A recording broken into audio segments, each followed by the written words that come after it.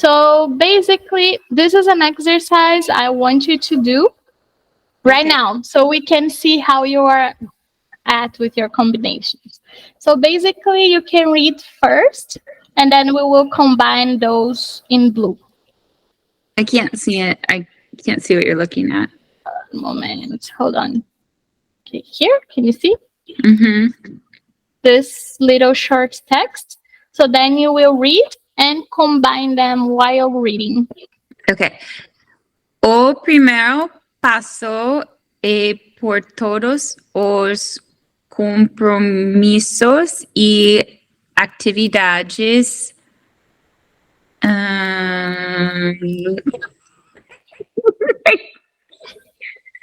You got this. I know you got this. I'm pretty sure you got this. Come on, you know this.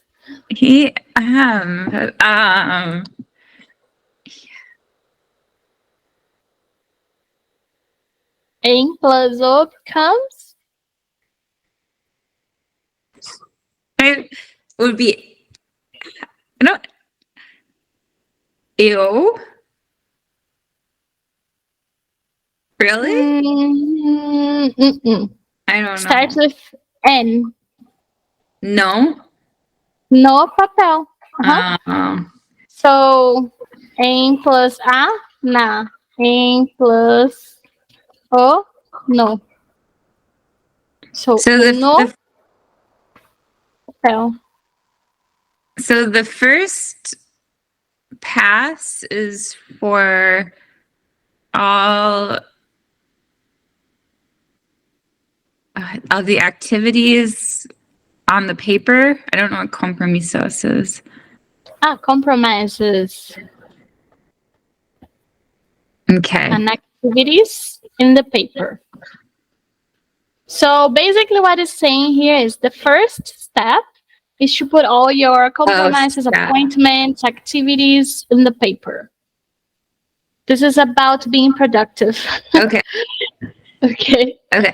Faça uma lista do que realmente tem que ser feito no seu dia e suas prioridades. Esse processo te traz segurança de não deixar passar nada. That's a long sentence. E você consegue saber aproximadamente quanto tempo cada tarefa vai demandar. Okay, so make a list in like a full. Was it like would that be like a full list to have? Almost. It's like make a list of what really have to be done in your day. To be done in your day and your priorities. Then process. And then process of trust. I don't know. Bring. The verb bring, to bring. And then bring, I don't know what segurança. So this process brings you safety, security. And doesn't leave you like for leaving anything? Nothing goes out because you put everything in the paper, so you don't leave anything out. Okay.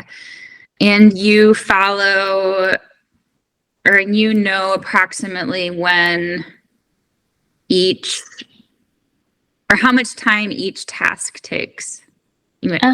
Exactly. Demands, takes. Okay. Opte por colocar essa lista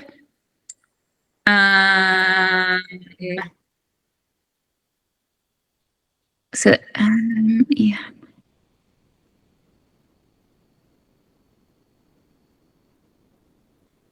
I will help you. So the tip of your life. Every time you see em, it becomes N. So, numa. Numa? I never even heard of that. No. e na. So every time you see em combining with anything, it becomes any. Every time. numa? And then you just combine. Numa. Okay, numa planilha que fique na nuvem, assim você não corre o risco de perdê-la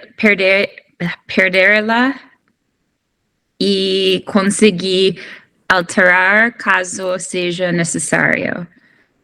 So what's the translation here? So, like, apt to put this list in as like a planner? I don't know, a planilla. Yeah, like the to-do list, a planner. Okay. That stays On the drive, like Google Drive, on the cloud, somewhere that you don't lose. Assim, I don't remember what assim means. So, like this, okay. mhm. So you don't run the risk of losing. And you are able, and you can, and you may be able to change case it's necessary. Okay. So, caso é case. Case it's necessary. Okay. Okay, so basically that's the tip. Every time you see em in Portuguese and you have to combine to the article followed, transform em in en. Na, no, num, numa. There's num too. Em plus num. E em plus as, how it becomes? Nas. E em plus os. Nos. Nos. Also, we have em plus umas. Numas. E em plus uns. Nuns. See? Just make your am any. That's it. Simple. And then, of course, when you see de plus o, it's easier because it's the de letter already. So you know it's de.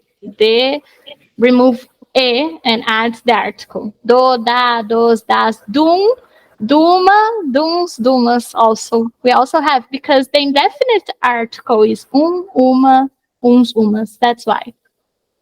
So is it just simpler to say like or to say no papal, or would it be wrong if I said and o papal?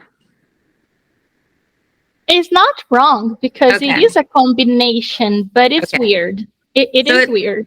So it's kind of like can't or like cannot, like you could use both. But No, not really, because it's a little bit more odd if you say em o. Like, it's less odd if you use instead of, let's suppose, eu vou ao cinema. You can say, eu vou ao cinema, which is formal. You can say, eu vou para o cinema, using the preposition para and the article o. Or you can say, eu vou em o cinema, which is no. The last one, if you say em o, it's weird. Like, everything above, no. But saying em or grammatically, that's the combination you make to speak no, but it's odd if you say em o cinema. Okay. It's not odd if you have, for example, estou em casa, because you're translating I'm in my house. Estou, no, I can't translate this to English. I'm home. Like when you translate I'm home in Portuguese, it's estou em casa. It's not estou em a casa. We just say estou em a casa if you're saying about somebody else. Estou na casa da minha amiga. Estou na casa do meu namorado. But if you're home in your home, you just say estou em casa. It takes the preposition only em to say in my house. Okay. But that's one of the exceptions. Usually you combine em plus the article of the noun. So o, a, os, as, umas. And then I have another exercise for you, but we are going to do later. Okay. Because now I wanted to show you the rules. So I have this sheet I prepared for you. There are some tables of combinations. And yeah, this is the first lesson of this. We're gonna work a little bit, and I know how much you wanted to learn combinations, so let's take a look here. We have prepositions in Portuguese, in English, in Spanish, every language. In Portuguese, the most common ones are a, to, após, after, até, until, com, with, contra, against, de, of, desde, since, em, in, on, at, entre, between, para, to or for, perante, before, in the face of, or for, I don't know what's for.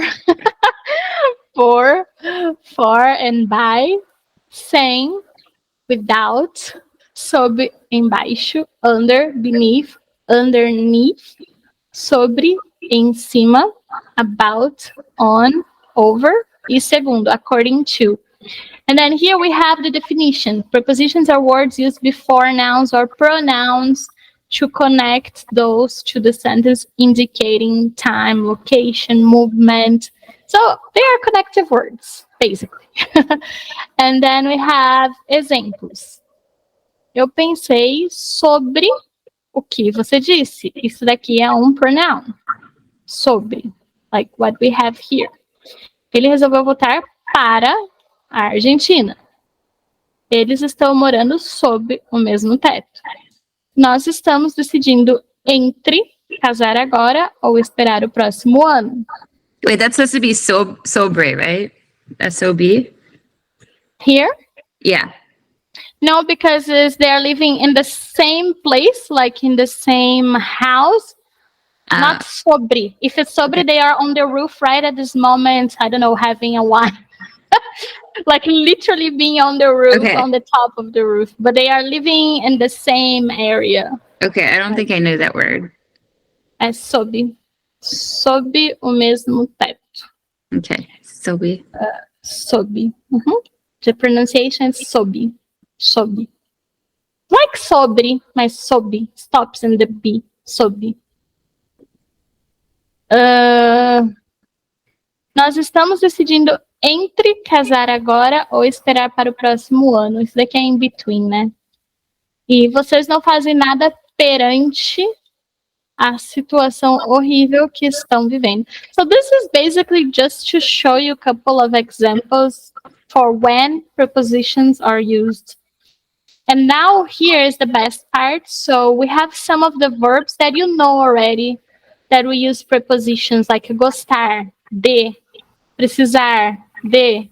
Remember, if you have a verb, gostar de trabalhar, gostar de você, gostar de partir, the pronoun as well, você. Gostar de casa, so we use gostar. Precisar is another verb that use de, precisar de. Pensar, we also use prepositions usually em ou sobre. I'm thinking about that topic. I'm thinking about you. So, pensar em você, pensar sobre você. This is when you're thinking about someone. This is you thinking about someone, but about qualities, about this person, about what happened. Okay? And then you have the translations here about, it, on. Lembrar de, remember of. So, normalmente, when you're saying I remember that, in Portuguese you say lembrar de você, lembrar de comer, lembrar de trabalhar. Ir, de casa pro restaurante. Ir com você pro shopping. Ir pro cinema, ou ir para o cinema, ir pro cinema. So those are the verbs that need to have prepositions, that we usually use prepositions when you're saying sentences. Okay, let's have you reading these 5 sentences here to practice the reading. Eu gostei do passeio. Passeio. Passeio. Can you make it a little bit bigger? It's a little hard for me to read. Is that an I or an L? It is an I. Oh, okay. Ela precisa de café de manhã reforçado. Two things here. Did you see? This is a combination of De and o. Exato, because passeio is a masculine noun. And then here we can make a combination here. When you are speaking, how would you say this, combining de plus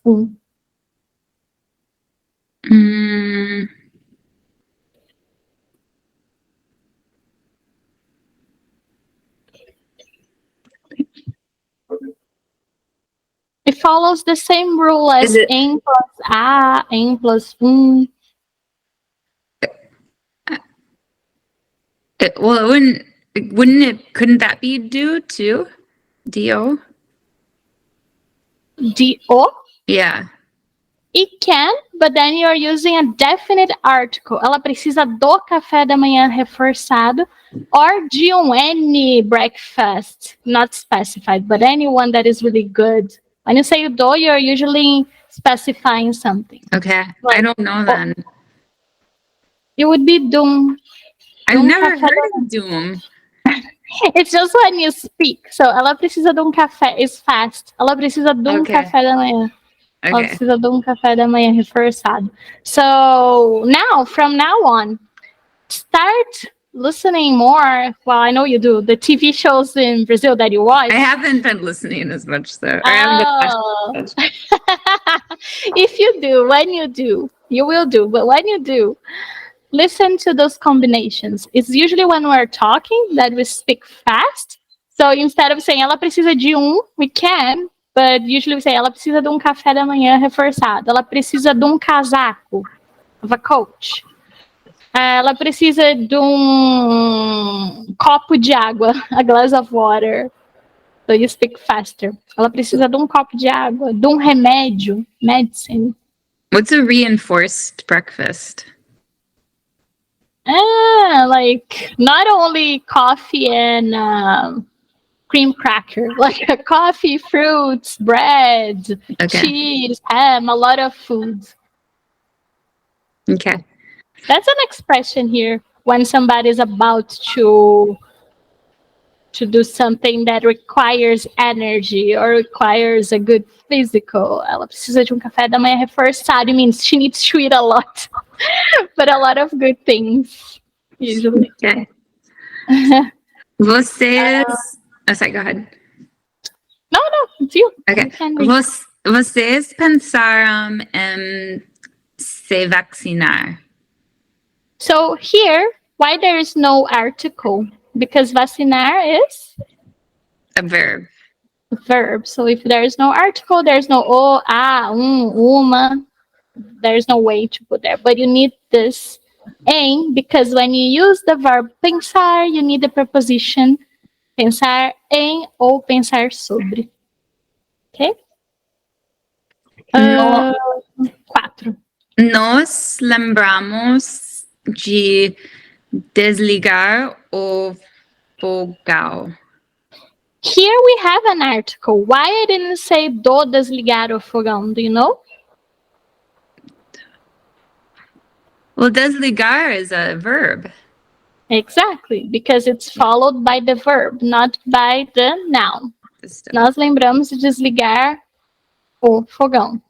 If you delete this, nós lembramos do fogão. Well, you just didn't say what you did to the stove, but you said, I remember the stove for some reason. Then it could be, nós lembramos do fogão. Yeah. Okay? If we don't have a verb, but we have a verb. Nós lembramos de desligar o fogão. Número 5. Eles vão para a balada mais tarde. So, how can you combine para and a? Is it pra? Sim.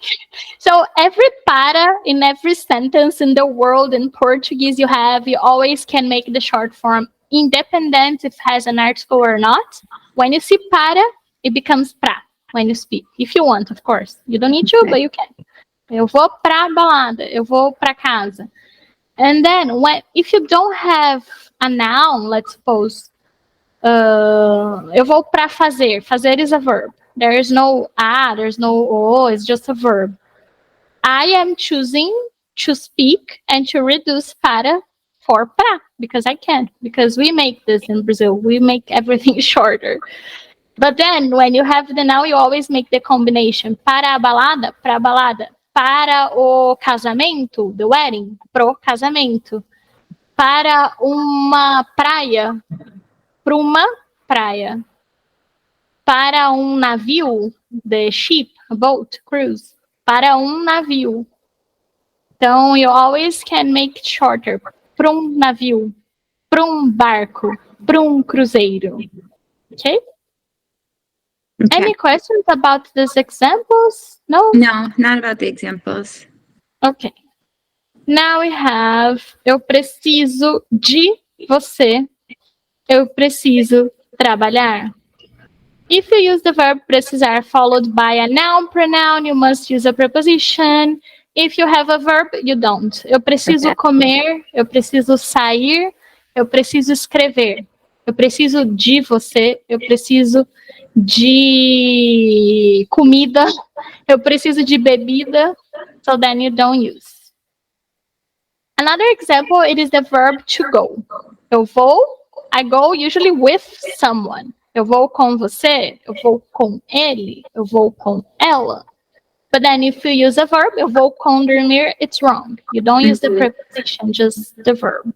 And this rule applies for many, many things. As we were looking at the que, remember the rules for que? Mm-hmm.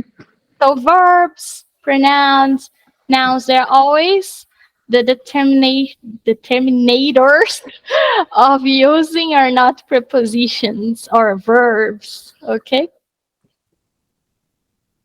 So I have this table for you, which is pretty cool. Mm-hmm. So remember you were asking me about ao supermercado? So you're using to the supermarket, ao supermercado.